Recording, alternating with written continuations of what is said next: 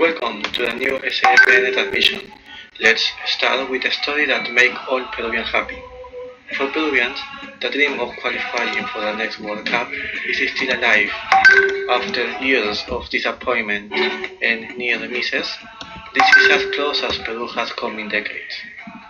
Facing Colombia in South American groups final qualifying matches, the opponent scores first.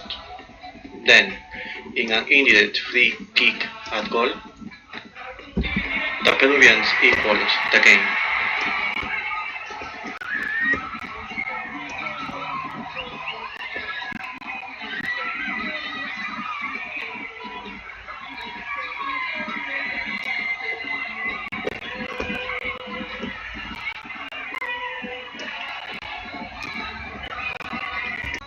The outcome means Colombia qualified directly the 2018 tournament in Russia, while in 50th place Peru must vie for a World Cup berth with the Ocean leader, New Zealand, in two matches, one home and one away.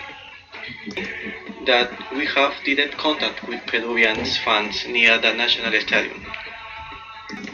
I've never seen Peru in a World Cup, but I'm certain we're going to make it this time with strength and tenacity.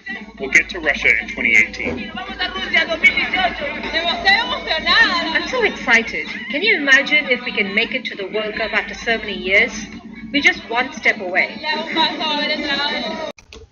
Most Peruvians have never seen their country compete in a World Cup. The last time Peru played in football's most important competition was in 1982. Some fans are old enough to remember. We're going to repeat history. We've got a great team. We could have done with another goal, but we're going to the playoff, and we will win. Unbeaten for 6 games, Peru has come far in one of the world's most competitive regions, South America. Let's see the statements of the coach, Ricardo Gareca. Possibility to directly qualify, and if not, to reach the playoffs, and we got it. It's not over yet, but Peruvians are one step closer to a singular national goal that has eluded them for so long. Kevin Llanos, SPN, Lima.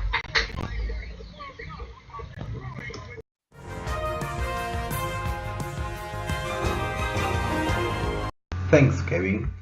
And in another news, Marcelo Odebrecht, former CEO of the construction company Odebrecht, confirmed to the Peruvian Recourses that he was interrogated yesterday in Brazil. He's certain that money was given for the campaign of Keiko Fujimori and other candidates who were favorites in the election of 2011. In his testimony, Odebrecht also relieved that the initials AG buried in the agenda of his cell phone refers to Alan Garcia.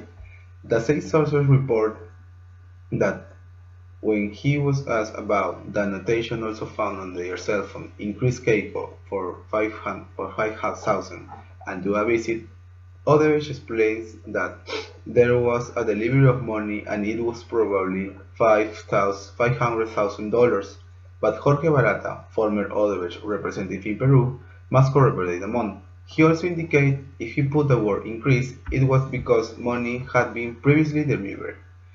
He also returned that the company has a policy of supporting presidential candidates with a chance to win. The purpose was that if one of them came to the power, the construction company had the doors open to undertake projects in the country.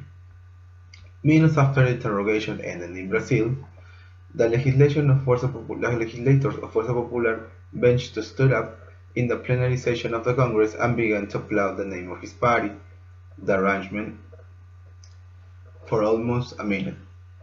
This was due to the fact that from Curitiba, lawyer Edward Garcia, Keiko's Fujimori legal counsel, informed that he wasn't in agreement with the Odebrecht said.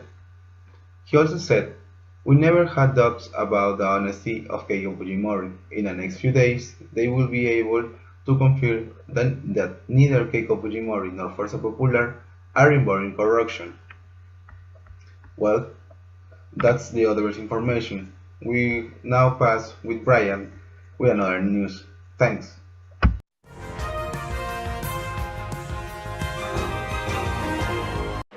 The implementation of Metro Line 2 is the most ambitious investment in Lima. It will provide a modern 35-kilometer linking major population and job centers in Lima with Callao to the west. Line 2 will create a major corridor that will improve the accessibility of jobs, service and markets for 2.3 million people and provide more efficient urban accessibility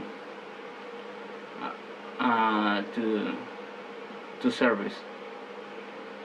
And also, Line 2 is the first priority in a 168-kilometer mass transit master plan for Lima, approved by the million population in the 13 districts of Lima and Callao considered the areas of influence for Metro Line 2.